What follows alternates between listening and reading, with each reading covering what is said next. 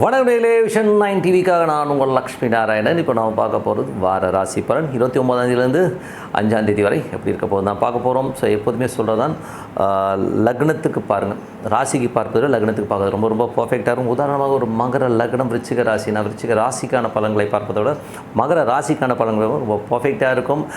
முதல்ல வர்றது பொது பலன்கள், அதுக்கப்புறம் பார்த்திங்கன்னா தசா புத்தி பலன்கள்னு ஒன்று வரும். ஸோ உங்களுடைய தசை புத்தி அந்தரங்கள் என்ன நடக்குதோ ஸோ அதை நோட் பண்ணி வச்சு பார்க்கும்போது ரொம்ப பர்ஃபெக்டாக இருக்கும். அதே நேரத்தில் இந்த வீடியோட எண்டில் டிப் ஆஃப் த வீக் இருக்குது, மறக்காமல் பாருங்கள்.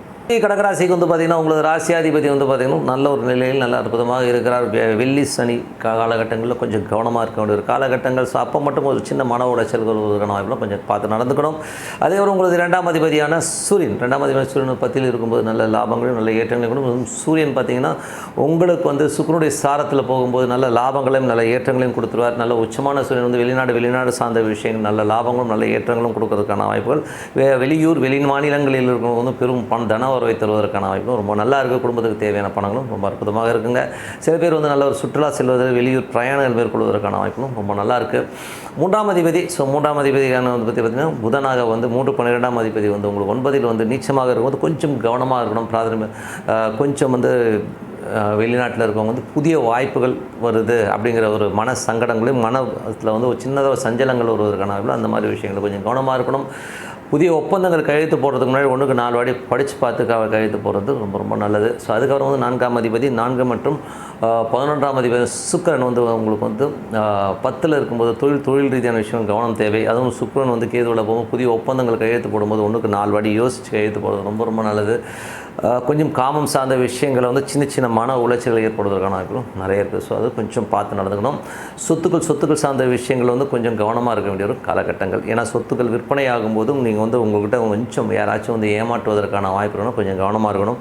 வண்டி வாகனங்கள் ஓட்டும்போது கொஞ்சம் பார்த்து நடந்துக்கிறது ரொம்ப ரொம்ப நல்லது. மற்றபடி வந்து பார்த்திங்கன்னா 5ஆம் அதிபதியான செவ்வாய் வந்து பார்த்திங்கன்னா உங்களுக்கு 9லிருந்து அது சனியுடைய சாரத்தில் போகும்போது கொஞ்சம் கவனமாக இருக்கணும். ஏன்னா வந்து சனியுடைய சாரத்தில் செவ்வாய் போகும்போது அது 8ஆம் இடம் தான் வேலை செய்யும்போது தேவையில்லாத கோப தாபங்களை தவிர்த்துக்கிறது ரொம்ப ரொம்ப நல்லதுங்க. ஏன்னா எனக்கு கொஞ்சம் எமோஷன் ஆகும். குழந்தைகள் விஷயங்கள் வந்து சின்ன விஷயங்களுக்கும் நம்ம எமோஷன் ஆகுது, தொழிலில் வந்து எமோஷன் ஆகுதுக்கான கொஞ்சம் கவனமாக இருக்கணும். அதே ஒரு 6ஆம் அதிபதியான குரு. ஸோ 6ஆம் அதிபதியான குரு வந்து பார்த்திங்கன்னா 10ஆம் இடத்துல இருக்கும்போது கொஞ்சம் வந்து ஒரு சின்ன ஸ்ட்ரெஸ்ஸு டென்ஷன் இருந்ததுனால் வருகின்ற வருமானங்களுக்கு எந்த வித குறைவும் இருக்காது. நல்ல வருமானங்கள் ஏறுவதற்கான வாய்ப்புலாம் ரொம்ப நல்லா இருக்குது. கொஞ்சம் பார்த்து நடந்துக்கணும். வேலையில் வந்து கொஞ்சம் பார்த்துக்கணும். உங்கள் அங்கீகாரம் கொடுத்தாலும் சின்ன ஒரு விஷயங்கள் வந்து தடுமாற்றி நிற்பீங்க. ஏன்னா வந்து அந்த அஸ்தங்கம்ங்கிற ஒரு விஷயம் நடக்கும். ஸோ அதனால் வந்து எல்லாமும் இருந்து ஏதோ இல்லாத மாதிரி ஒரு ஃபீலை கண்டிப்பாக கொடுத்துருங்க. 7ஆம் அதிபதி 8ல் இருக்கும்போது கணவன் மனைவியோட வந்து சின்ன ஒரு மன உளைச்சல் ஏற்படுவதற்கான வாய்ப்பு கொஞ்சம் கவனமாக இருக்கணும். ஏன்னா வந்து கொஞ்சம் மற்றவன்ட்ட இன்ட்ராக்ஷன் பண்ணும்போது திடீர்னு வந்து எமோஷன் ஆகிடும். ஸோ அந்த எமோஷன் வராமல் பார்த்துக்கிறது ரொம்ப ரொம்ப நல்லது. அதுக்கப்புறம் பார்க்கும்போது உங்களது 8ஆம் அதிபதி வந்து சனி வந்து ஆட்சி பலத்தோடு இருந்து அதுவும் வந்து குருவுடைய சாரத்தில் போகும்போது பிஸ்னஸில் வந்து ரொம்ப கேர்ஃபுல்லாக இருக்கணும். பிஸ்னஸ் வந்து தேவையான மன உளைச்சல் வருவதற்கான வாய்ப்பெலாம் இருக்கணும். ரொம்ப கவனமாக இருக்கணும். 9ஆம் அதிபதியான குரு வந்து பார்த்திங்கன்னா உங்களுக்கு வந்து 10ல் இருக்கிறது வந்து நல்ல லாபங்கள் இருக்கும். வெளிநாட்டில் இருக்கிற பெரும் பணம் வரையும் தந்தை சார்ந்த உறவில் நல்ல லாபங்கள் வருவதற்கான வாய்ப்பெலாம் ரொம்ப நல்லா இருக்குது. ஸோ அது நல்ல விஷயம் தான். மேற்படிப்பு படிக்கிறவங்க உயர்கல்வி படிக்கிறவங்களாம் வந்து நல்ல வாய்ப்புகள் கிடைப்பதற்கான வாய்ப்பெலாம் ரொம்ப நல்லாவே இருக்குது. மற்றபடி வந்து பார்த்திங்கன்னா உங்கள் தொழில் சார்ந்த விஷயங்கள் கவனம் தேவை. தொழில் வந்து பார்த்திங்கன்னா நல்ல ஒரு லெவலில் போகணும்னு நினச்சா கூட தேவையில்லாத ஒரு மன உளைச்சல் டென்ஷன்ஸ் வருவதற்கான கொஞ்சம் பேராசையை தவிர்ப்பது ரொம்ப ரொம்ப நல்லதுங்க. 11ஆம் அதிபதி சுக்கிரன் வந்து பார்த்திங்கன்னா உங்களுக்கு வந்து 10ல் இருக்கும்போது கொஞ்சம் தொழில் ரீதியான விஷயங்கள் வந்து பார்த்திங்கன்னா லாபத்தை நோக்கி போனாலும் கொஞ்சம் தேவையில்லாத ஒரு மனசலனங்கள் சந்தேகங்கள் வருவதற்கான வாய்ப்பும் கொஞ்சம் அதை மட்டும் தூக்கி இருந்துச்சுன்னா எல்லாமே சிறப்பாக இருக்குங்க.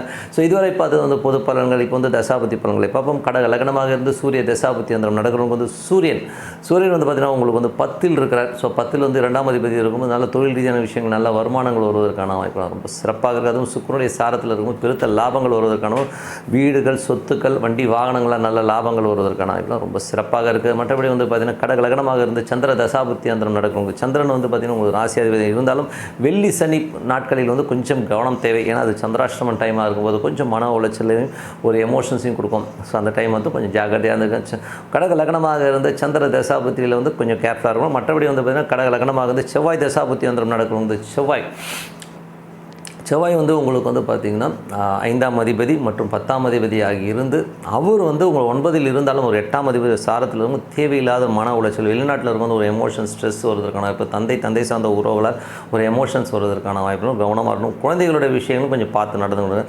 கொஞ்சம் கம்முன்னு இருங்க. கொஞ்ச நாள் தான் இதெல்லாம் வந்து வேகமாக போகிற கிரகங்கள். இதனால் வந்து பெரிய மன உளைச்சல் சின்னதாக இருக்கும். ஒரு நாள் 2 நாள் இருக்கும். ஒரு வாரத்தில் எல்லாமே ஃப்ரீ ஆகிடும். ஸோ அதனால் வந்து ரொம்ப பெருசாக எடுத்துக்க வேணாம் தான் சொல்லணும்.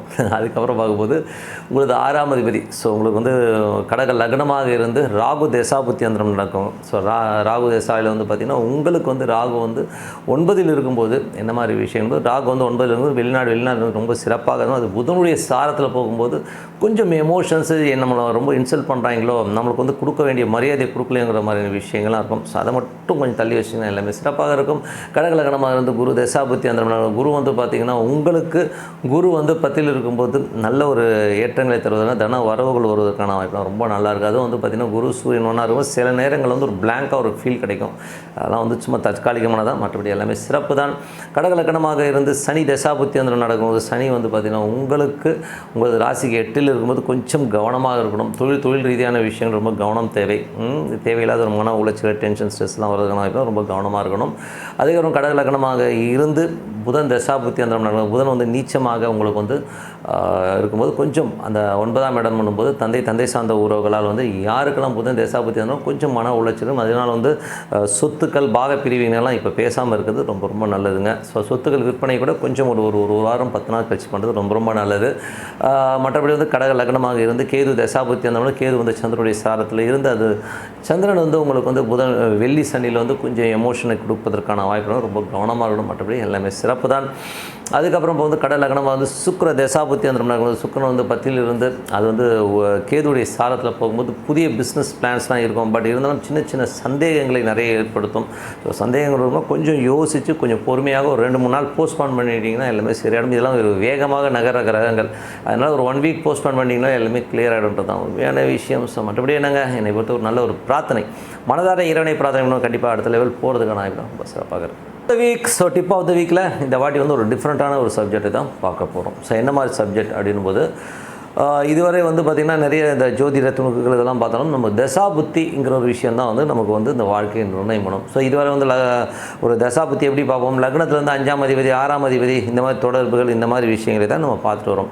ஆனால் நான் எனது குருநாதர் திரு தங்கப்பாண்டியன் அவர்கள் வந்து ஒரு வித்தியாசமான ஒரு கோணத்தில் வந்து ஒரு தசாபுத்தியை பற்றி கொடுத்துருந்தார். ஸோ அதை பற்றி தான் நான் இதில் வந்து சொல்ல போகிறேன். ஸோ இது எப்படி பார்க்குறது அப்படிங்கிறத இப்போ நீங்கள் வந்து சும்மா ஜென்ரலாக தெரிஞ்சுக்கிட்டிங்கனாலே அது ரொம்ப யூஸ்ஃபுல்லாக இருக்கும். ஏன்னா வந்து எல்லாருமே லக்னத்தில் வந்து ஒரு கிரகம் வந்து 8ல் இருக்குது, எனக்கு அது பண்ணல இது பண்ணலன்னு சொல்கிறதை விட அந்த தசா புத்திக்கு உரிய கிரகம் எங்கே இருக்கோ அதில் வச்சு பார்க்கும்போது ஒரு டிஃப்ரெண்ட்டான ஒரு கண்ணோட்டத்தை கொடுக்குது. இப்போது உதாரணத்துக்கு சொல்கிறேன். உதாரணத்துக்கு வந்து எனது நண்பர் ஒருத்தருக்கார். அவருக்கு வந்து சுக்கிர தசை நடந்து மகர லக்னம். மகர லக்னத்துக்கு நீங்கள் யாரை கேட்டாலும் என்ன சொல்லுவாங்கன்னா சுக்கிரன் யோகாதிபதிங்க, அந்த 20 வருஷம் வந்து அவர் சூப்பராக இருப்பார் அப்படின்னா சொல்லுவாங்க எல்லோரும். ஸோ ஆனால் நடந்தது என்னென்னா அப்படியே உல்ட்டாவாக நடந்தது. அவர் சுக்கிரனில் தான் நிறைய கஷ்டங்களை அனுபவித்தார். எப்படின்னு சொல்கிறேன்.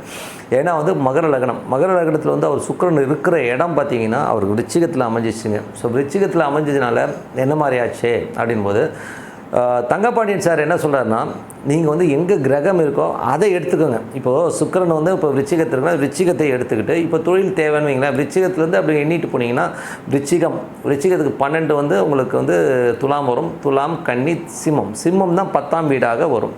ஸோ அது 10ஆம் வீடாக சிம்மம் வரும்போது இந்த கிரகம் இருக்கிறது வந்து எண்ணிட்டு 10ஆம் வீடு சிம்மம் வந்துருச்சு. அது லக்னத்துக்கு மகர லக்னத்துக்கு பார்த்தீங்கன்னா 8ஆம் வீடாக இருக்கும். அந்த மனுஷன் வந்து அந்த 20 ஆண்டுகள் வந்து கிட்டத்தட்ட செய்யாத தொழிலில் எந்த தொழிலுமே சக்ஸஸ் ஆகும்போது மன உளைச்சல் தான் ஏற்பட்டுச்சுங்கிறது தான் உண்மையான விஷயம். அது மட்டும் இல்லாமல் அந்த சுக்கிரனதே பார்த்திங்கன்னா புதனுடைய சாரத்தில் 8 இதுவும் 8 பயங்கரமான அடி, ஏகப்பட்ட பிரச்சனைகள் கடன்கள்லாம் படாத பாடுபட்டு மனுஷன் ஊரை விட்டு ஓடுற லெவலில் இருக்கிறார். ஸோ அந்த மாதிரி திசைகளை இப்படி பார்த்திங்கன்னா ரொம்ப டிஃப்ரெண்ட். இது வந்து வெறும் தொழிலை மட்டும் சொல்லலை. இதில் வந்து பார்த்திங்கன்னா திருமண வாழ்க்கை எப்படி இருக்கும் உங்களோட திசை. இப்போ சுக்கிரன் வந்து இப்போ உதாரணம் சொன்னால் இப்போ இதே ஜாதகத்தை எடுத்துக்கோமே, சுக்கிரன் உங்களுக்கு வந்து விருச்சிகத்தை இருக்கார். அப்படியே 7ல் பாருங்கள், 7 வந்து ரிஷபம். ரிஷபம் வந்து இல்லை மகர லக்னத்துக்கு 5ஆம் இடம் ஒன்றும் பெரிய ப்ராப்ளத்தை கொடுக்காது. ஏதாவது நெகட்டிவ் இடம்னா 6, 8, 12 கொஞ்சம் அந்த மன உளைச்சலும் டென்ஷனும் கொடுத்தும் அவருக்கு வந்து எந்த பிரச்சனையும் கூட. பட் இருந்தாலும் சனி அங்கே வந்து ஒரு வக்கரமாக இருந்தனால சின்ன சின்ன குறைகள் மனக்கசப்புகளை கண்டிப்பாக கொடுத்துருந்துங்க. குழந்தை சம்மந்தமான விஷயங்களில் கொஞ்சம் மனக்கசப்புகளை கொடுத்துருது. கொஞ்சம் வந்து அந்த மாதிரி சின்ன சின்ன மனக்கசப்புகளை கொடுத்தனால வந்து அவருக்கு வந்து ஆனால் திருமண வாழ்க்கையில் பாதிப்பு வரல. பட் ஆனால் டென்ஷன்ஸும் மனக்கசப்பும் கண்டிப்பாக இருந்ததுங்க. ஸோ இந்த மாதிரி ஒவ்வொரு லிங்க்கும் வச்சு பார்க்கும்போது ஜென்ரலாக பார்க்குறதை விட இப்போ பாருங்கள் மகர லக்னம் ஒருத்தட்ட ஒரு ஜோதிடரை போய் சொன்னீங்கன்னா சுக்கிர தசனம் ஆஹா பிரமாதம் யோகாதிபதியில் கொட்டிடுவாட்டு யோகாடா கொட்ட உலகம் ஒன்றும் இல்லைங்க தலையில் தான் கொட்டிட்டார். ஓகேங்களா? ஸோ அதனால் அப்படி பார்க்கணுங்கிறது உண்மையான விஷயம். ஸோ இன்னொரு நிகழ்ச்சியில் கண்டிப்பாக சந்திப்போம். உங்களுக்கு வந்து இந்த டிப் வந்து ரொம்ப பிடிச்சிருக்குன்னு நினைக்கிறேன். உங்களுக்கு விடைபெறுவது உங்கள் லக்ஷ்மி நாராயணன். நன்றி, வணக்கம்.